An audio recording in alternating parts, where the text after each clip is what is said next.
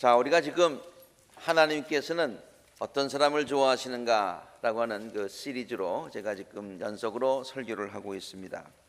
그동안 3주에 걸쳐서 하나님은 하나님만을 의지하는 사람을 참 좋아하신다.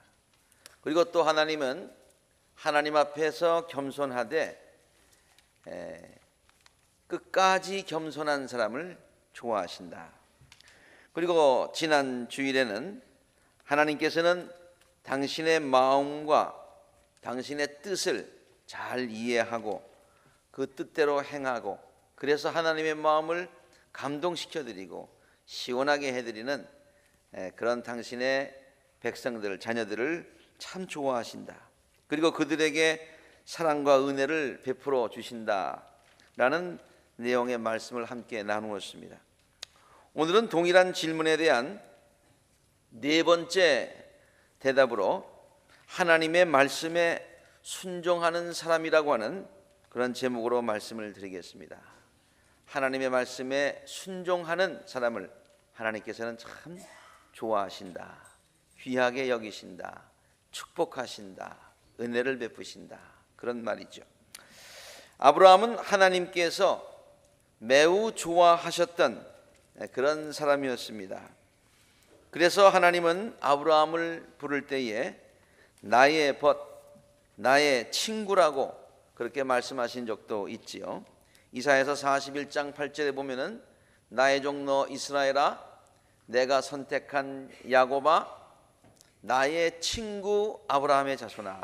이스라엘 백성들이 아브라함의 자손들인데 그 아브라함을 부를 때 그냥 부르지 않고 나의 친구, 나의 벗 이렇게 불렀습니다. 아브라함이 하나님처럼 거룩하고 하나님처럼 완전했기 때문에 이렇게 하나님이 친구로 불러주신 것이 아니지요. 우리가 잘 알듯이 아브라함에게도 부족한 점이 참 많이 있었습니다. 성경을 읽다 보면은 나라도 이렇게 안 한다 라고 하는 것을 아브라함이 실수를 하지요. 잘못을 하지요. 참 부족한 것이 많이 있고 우리들과 똑같은 보통 사람이었지요. 그러나 하나님은 그를 매우 좋아하셨습니다. 그리고 그를 축복하셔서 복의 근원이 되게 해 주셨습니다. 이유가 무엇일까요? 그것은 아브라함이 하나님의 말씀에 무조건 순종하였던 사람이었기 때문이다 라고 성경은 우리들에게 그렇게 강조해주고 있는 것입니다. 성경은요, 하나님께서 아브라함을 처음 부르실 때부터 아브라함은 참 순종하는 사람이었다라고 하는 것을 우리들에게 강하게 그렇게 전하고 있어요. 하나님께서 아브라함을 부르실 때에 아브라함의 나이가 75세였던 것 여러분 잘 아실 것입니다. 그럴 때 하나님께서 아브라함을 불러요. 그리고 그에게 명령하십니다. 네가 살고 있는 땅, 네가 난 곳, 너희 아버지 집을 떠나서 내가 보여주는 땅으로 가거라 그랬어요. 거기 가면 내가 너로 큰 민족이 되게 하고 너에게 복을 주어서 내가 크게 이름을 떨치게 하겠다. 너를 복의 근원으로 삼겠다. 그렇게 말씀하십니다. 75세의 나이에 정든 고향을 떠난다는 거 하는 것이 결코 쉬운 일이 아닙니다. 75세 동안 한 곳에서 살았으니 얼마나 익숙해 있겠습니까? 그것을 갑자기 삶의 방향을 완전히 바꾸고 또 인생의 새로운 챕터를 시작한다고 하는 거 이게 보통 일이 아니에요. 그러나 아브라함은 하나님의 약속을 믿고 순종하는 마음으로 떠납니다. 왜? 하나님이 말씀하셨음에. 히브리서 기자는요, 아브라함의 그러한 순종의 믿음을 다음과 같은 말로 그렇게 묘사하고 있습니다. 믿음으로 아브라함은 부르심을 받았을 때에 순종했다 그랬어요. 순종했다. 장차 분기수로 받을 땅으로 하나님의 약속을 믿고 나갔다 그랬어요. 그런데 그 순종이 어떤 순종이었는고 하니 75세에 그것도 힘든데 또 분명히 어디로 가면 무슨 일이 있을 것이다 라고 분명하게 앞에 이런 일이 있을 것이라고 아는 것도 아니었어요. 구체적인 플랜이 있는 것도 아니었어요. 물론 하나님은 갖고 계시지만 자기는 잘 몰랐어요. 어디로 가는지를 알지 못하였지만, 옛날 성경에 보면 갈 바를 알지 못하고 그냥 떠난 것입니다. 순종이지요. 이렇게 하나님께서 아브라함을 부르실 때에 아브라함은 순종의 사람이었다라고 하는 것을 성경이 이렇게 강력하게 우리에게 전하고 있어요. 오늘 우리가 함께 읽은 본문 말씀, 하나님께서 아브라함이 정말로 순종의 사람이었는지를 마지막으로 테스트해 보시는 그러한 이야기지요. 순종의 사람이었기 때문에 아브라함을 불렀습니다. 아브라함이 순종했습니다. 그런데 이제는 정말로, 그래서 복의 근원으로 삼겠다고 약속을 해주셨는데, 이제 이 오늘 본문 말씀에서 하나님께서 마지막으로 한 번 더 테스트를 하시는 것이죠. 확인하시는 것이죠. 그 테스트에 아브라함이 통과를 합니다. 그 시험의 테스트에. 그래서 하나님께서 당신께서 약속하신 것을 다시 한번 컨펌을 해주시는, 그것이 오늘 본문 말씀의 내용이죠. 아들 이삭을 제물로 바치라는 하나님의 명령은요, 아브라함이 정말로 순종하기 어려운 명령이었습니다. 이삭이 아브라함에게 어떤 아들이었습니까? 물론 다 귀하지만은 아브라함은 자기의 나이 100세에 그 아들을 얻었다고 했습니다. 그것도 첫 아들이었습니다. 얼마나 귀했겠습니까? 금이야 옥이야 하면서 키웠을 것입니다. 그런데 하나님께서 그 아들을 다시 제물로 바치라고 하는 것이, 제물로 바친다고 하는 것은 말이 하나님께 바친다 그러지만 죽이는 거예요. 말도 안 되는 그런 명령이었습니다. 아무리 이해하려고 해도 도무지 이해가 되지 않는 그런 명령이었습니다. 그럼에도 불구하고 아브라함은 하나님의 말씀에 결국 순종합니다. 제가 결국이라고 말을 쓴 것은 왜 번민하지 않았겠습니까? 왜 고민하지 않았겠습니까? 그러나 결국 하나님의 말씀에 순종했다는 말입니다. 오늘 본문 말씀을 자세히 보면은요, 하나님께서 명령하신 내용이 오늘 본문의 2절에 나오지요. 그리고 그 명령에 순종했다는 말이, 아브라함이 순종했다는 말이 3절에 나오는데, 이 2절과 3절 사이에 아브라함이 하나님을 원망했었다, 의심했었다, 참 고민했었다, 번민했었다, 그런 얘기가 전혀 나오지 않습니다. 2절에 명령을 하지요. 산에서 번제물로 바쳐라. 그리고 나서는 nothing between verse 2 and 3, 아무것도 없어요. 그리고 verse 3에 가서 아브라함이 안장을 얹어서 떠났다, 그렇게 기록을 하고 있습니다. 저는 이 말씀을 보면서 2절과 3절 사이에, 이 사이에 뭐가 있었을까 한번 생각을 해보고 묵상을 해보았습니다. 아브라함도 인간이었기 때문에 이해할 수 없는 하나님의 명령을 듣고서 밤새 고민했을 것입니다.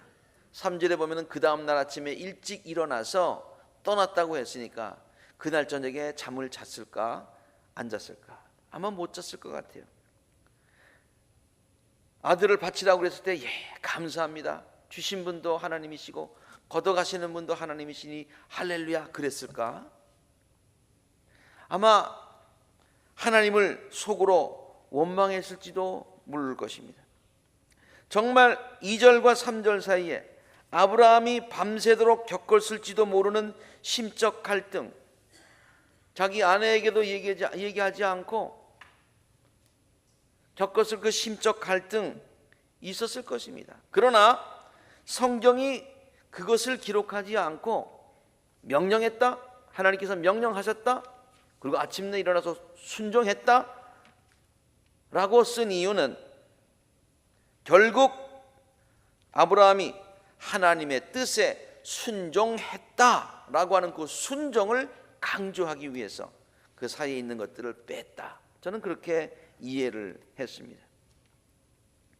그리고 성경은 곧 이어서 그 순종 시험에 통과한 아브라함에게 하나님께서 다가오셔서 기쁨으로 축복의 약속을 다시 컨펌해 주시는 그것을 기록하고 있습니다. 그 아이에게 손을 대지 말아라. 아이에게 아무 일도 하지 말아라. 내가 너의 아들, 너의 외아들까지도 나에게 아끼지 아니하니. 가로에 있는 말씀은 제가 쓴 것입니다. 그 정도로 순종하였으니, 그런 얘기죠. 내가 하나님 두려워하는 줄을 내가 이제는 확실하게 알았다. 주의 전사가 또 이번엔 두 번째로 나타나서 얘기합니다. 주의 말씀이다. 내가 친히 맹세한다. 내가 이렇게까지 너의 아들, 너의 외아들까지도 아끼지 않았으니, 가로 열고 제가 쓴 말이죠. 그 정도로 충성하였으니, 순종하였으니 내가 반드시 너에게 큰 복을 주어서 하늘의 별처럼 바다의 모래처럼, 아주 우리가 친숙한 표현이죠. 그렇게 내가 너를 축복할 것이고, 내가 너 때문에 네가 나에게 복종하였으니 세상 모든 민족이 네 자손의 덕을 입어서 복을 받게 될 것이다. 보세요. 많은 민족들이 너로 인해서 복을 받을 거야. 네 자손을 위해서 복을 받을 거야. 내가 이렇게 축복을 해주는 이유가 있어요. 너뿐만 아니라 generation to generation 축복해주는 이유가 있어. 그것은 뭐예요? 네가 나에게 복종하였으니, 네가 나에게 순종하였으니, 그런 말이죠. 하나님께서 당신의 말씀에 순종하는 사람을 얼마나 좋아하시는가라고 하는 것을 드라마틱하게 보여주는 그와 같은 말씀들입니다. 우리는 하나님의 말씀에 순종해야 됩니다, 복종해야 됩니다, 이런 말을 많이 씁니다마는 사실 현대인들은요, 순종이라는 말 자체에 상당한 거부감을 가지고 있는 것 같아요. 순종, 복종, 그 말 자체가 좀 uncomfortable해. 제가 결혼을 앞둔 신랑 신부들을 결혼 주례하기 전에 프리메리지 카운슬링을 합니다. 그래서 여러 가지 이야기들을 하다가 이제 예식에 대해서, 결혼식에 대해서 이제 같이 준비하면서 이야기를 나눌 때 어떤 예비 신부는요, 저에게 결혼 예식 중에 아내가 남편에게 순종하라고 하는 그 성경 말씀, 조금 이따 보여드리겠습니다마는 그 성경 말씀은 목사님께서 설교하실 때도 인용하지 말아주시고 예식 가운데도 혹시 넣지 말아주셨으면 좋겠습니다 라고 그렇게 부탁하는 분들도 있어요.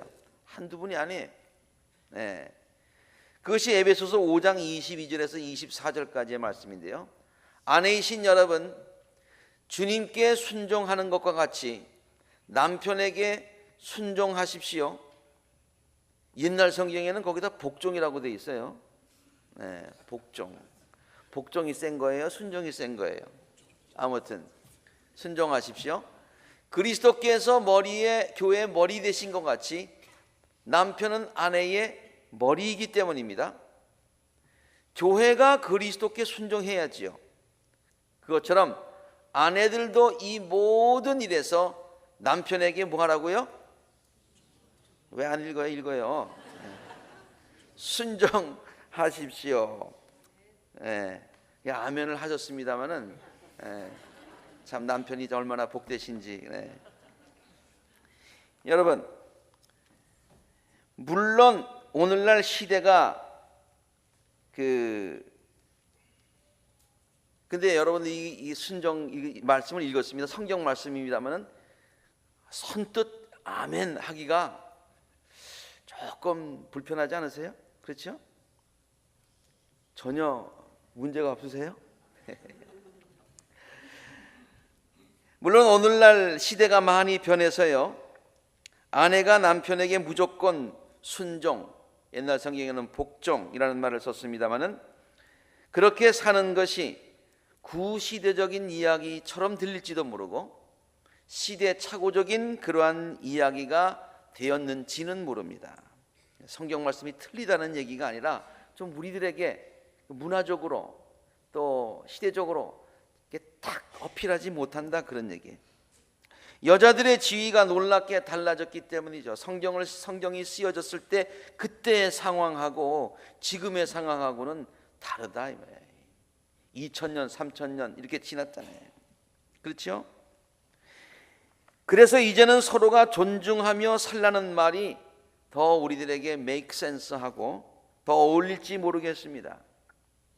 이렇게 인간관계에 있어서는요, 한때 당연하게 여겨졌던 말들이 세월이 지나가면은 어색하게 여겨질 수도 있습니다. 틀렸다는 얘기는 아니지만 좀 어색하게 느껴진다는 얘기예요. 그러나 많은 세월이 지났음에도 불구하고 변하지 않는 것이 있습니다. 그것이 바로 하나님과 우리 인간과의 관계입니다. 사람과 사람과의 관계는 저들의 위치가 높아지고 낮아지고 하는 것에 따라서 변할 수가 있어요. 한때는 높아졌다가 한때는 낮아지고요. 그래서 그 관계가 복종의 관계였다가 이제는 존중의 관계로 또 다른 관계로 이렇게 변할 수가 있어요. 그러나 하나님과 우리의 관계는 이게 변하지 않았다는 얘기예요. 왜 변하지 않았어요? 사람이 얼마나 이제는 많이 아는데요. 물론 인간의 지식이 발달했습니다. 과학과 현대 문명이 발달했습니다. 그러나 여전히 인간은 시간과 공간의 제한을 받는 유한적인 존재이고요. 하나님의 도우심 없이는 한순간도 살아갈 수 없는 연약한 존재들 아닙니까? 우리가 좀 뭘 아는 것 같지만은 우리가 옛날보다 조금 더 좀 문화적으로 향상된 것 같지만은 그러나 여전히 하나님은 우리들의 창조주가 되시고요. 우리는 여전히 그의 피조물인 줄로 압니다. 그러므로 우리 인간들이 하나님께 순종해야 한다는 것은 오늘날에도 전혀 어색한 표현이 아니지요. 인간과 인간 사이에 있어서는 조금 어떤 때는 시대적으로 상황에 따라서 어색하게 들릴지 모르지만 우리가 하나님께 순종해야 한다는 사실은 예나 지금이나 변함이 없다, 그런 얘기입니다. 인간들이 그 말로 인해서 자존심 상해할 이유도 없고 그래서도 안 되지요. 피조물인 인간은 창조주시며 우리들의 생사화복을 주관하고 계신 하나님께 무조건 순종해야 되는 줄로 압니다. 이것이 하나님께서 기뻐하시는 일입니다. 하나님께로부터 축복받는 비결입니다. 하나님께 영광을 돌리는 그 같은 방법인 줄로 압니다. 이것은 아브라함 시대나 지금 시대나 동일하게 적용되는 하나님의 명령인 것이죠.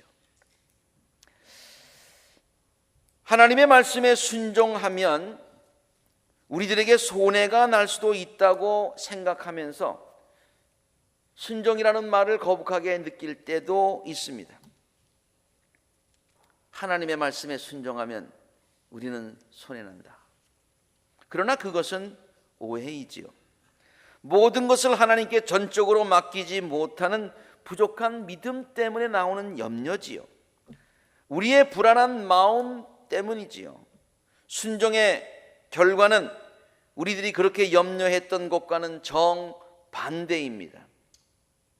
하나님의 말씀에 순종하면 우리들이 손해를 보는 것이 아니라 큰 축복을 경험하게 됨을 우리들의 경험을 통해서도 알 수 있고 성경의 가르침을 통해서도 우리가 알 수 있습니다.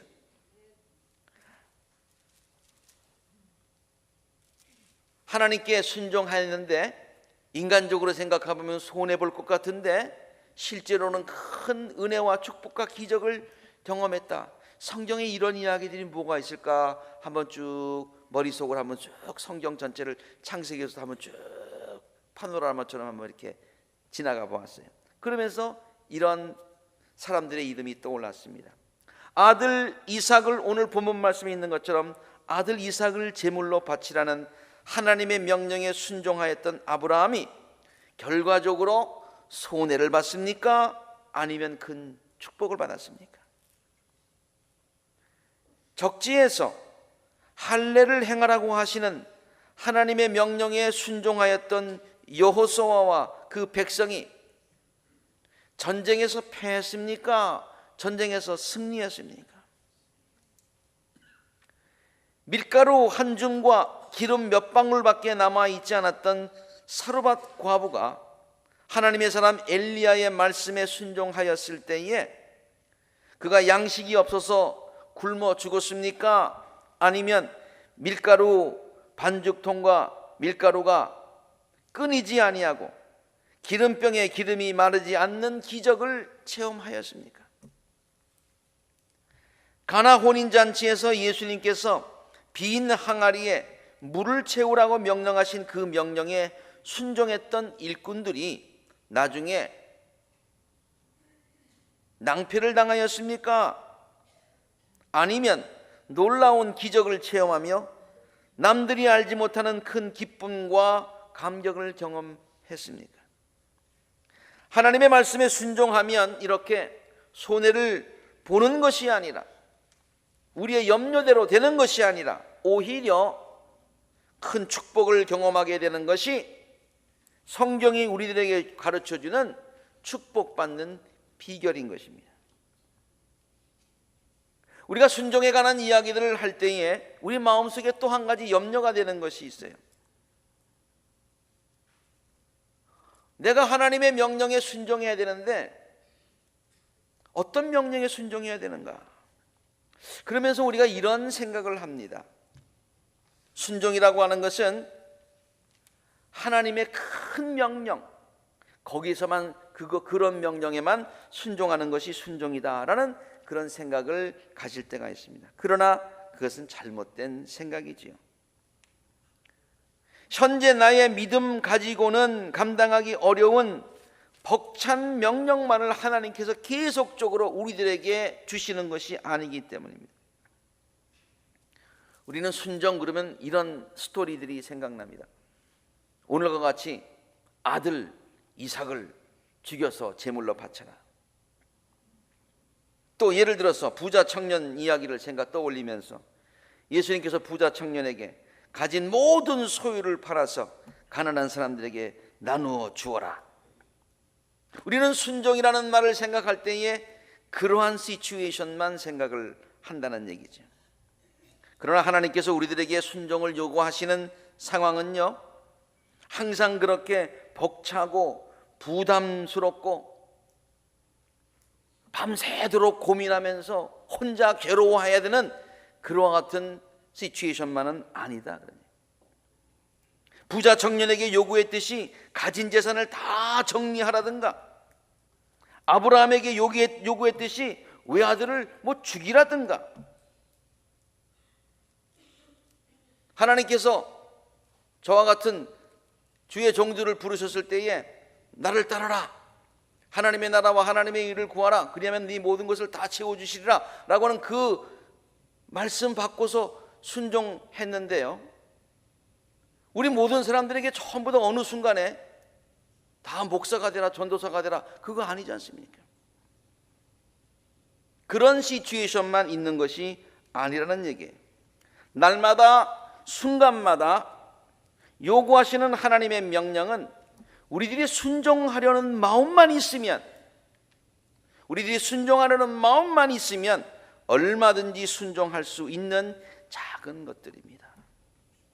우리들의 매일의 삶 속에서 아무리 적은 일일지라도 선과 악을 선택하여야 되는 상황을 만날 때마다 사탄의 꼬임에 넘어가는 것이 아니라 하나님의 말씀에 순종하여 선을 택하는 결단들이 우리들에게 있어야 되는 줄로 압니다.